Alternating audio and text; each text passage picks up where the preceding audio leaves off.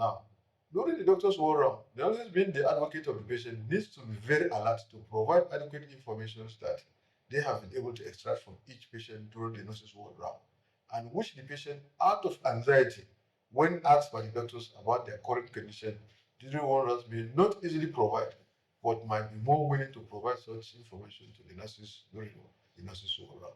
You know, most of our hospitals, most of the patients that are admitted, some of them are not that literate.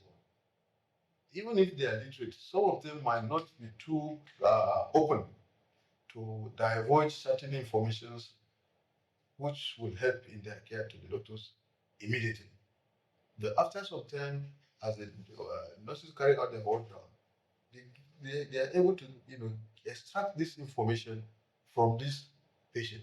So you see another great advantage of the nurses' ward round. So finally, let me conclude by stating that there comes a time in the life of any organization or profession when certain situations deserve critical decision has to be taken. Currently, our profession is faced with such situation now. What do I mean here? Uh, this issue of ward round has been relegated to the background by most of our colleagues in most hospitals. Of course, there are hospitals that do it, cut them out. But in more than 50% of our hospitals, our nurses don't do ward round. They only follow the doctor's word. Some of them don't even follow, but that is even the irony. They don't conduct their own word round. Some of them are reluctant in following the doctor's word round. This is very unfortunate.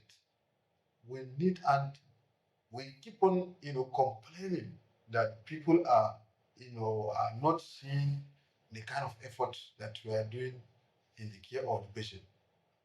This is because we have relegated those things that has made the nurse in those days the number one hero of patient in the hospital.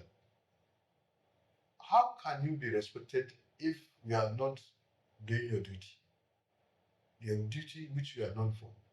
So we are always looking at such scenario and try to highlight them so that our members will now come back to start, practicing those roles.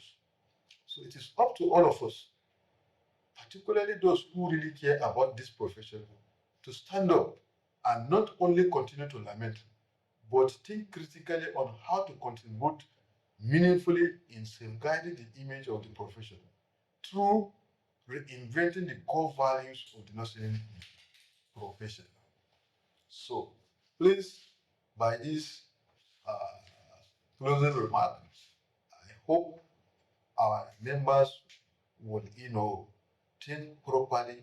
Maybe, and we're into this because we realize that our younger nurses are more close to their hands, their phone.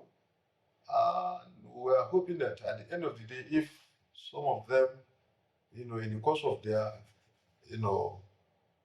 fiddling with their handset, they come across this channel. If they listen, probably at the end of the day, they may pick one or two things that will be of help to them as they carry out their profession. So thank you very much, viewers. And I think we'll come to the end of this short lecture. Thank you. All right, thank you very much for this wonderful presentation. We really appreciate your efforts to see that this profession grows, and also we focus on our professional responsibility. Uh, as per our presentation for today, nursing work round, uh, we have a lot of challenges that faces this that is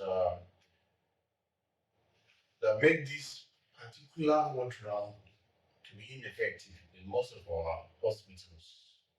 Honestly, they can come from the management, sometimes can come from the nurses due to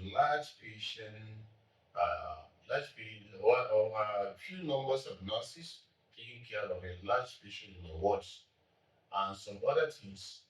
So, what can we do to like lessen to make the whole uh, exercise very easy?